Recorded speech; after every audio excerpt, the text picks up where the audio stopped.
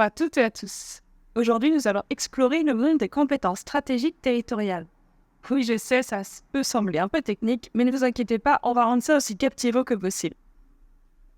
Les compétences stratégiques sont essentielles pour les entreprises, les organisations et par extension les territoires.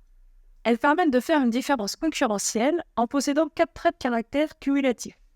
Elles sont indispensables, non imitables, non transférables et non substituables. Pour en savoir plus, je vous recommande l'excellent ouvrage de Vanessa Varnier, Construire les compétences stratégiques. Vanessa Varnier est professeure des universités à l'IAE de Lille. Sur le terrain, les élus locaux et leur administration, ainsi que certains pays sujets à des migrations importantes, se demandent pourquoi certaines entreprises s'installent au cœur des villes, d'autres en périphérie et d'autres encore en milieu rural.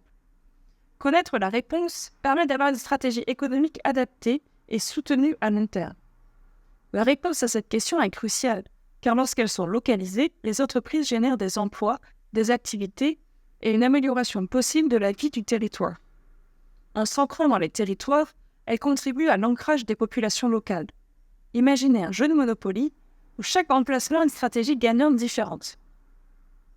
Par exemple, une entreprise de haute technologie qui bénéficie d'un écosystème de recherche et de développement unique dans une région spécifique.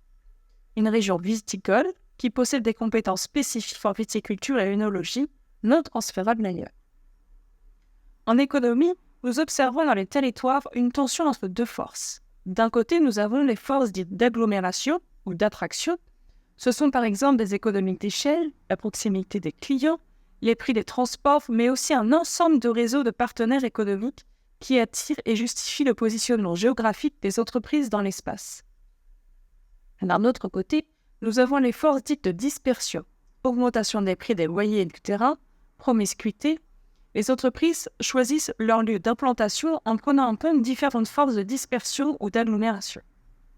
Par exemple, une entreprise de technologie peut choisir de s'installer dans une grande ville pour bénéficier de la proximité des talents et des infrastructures.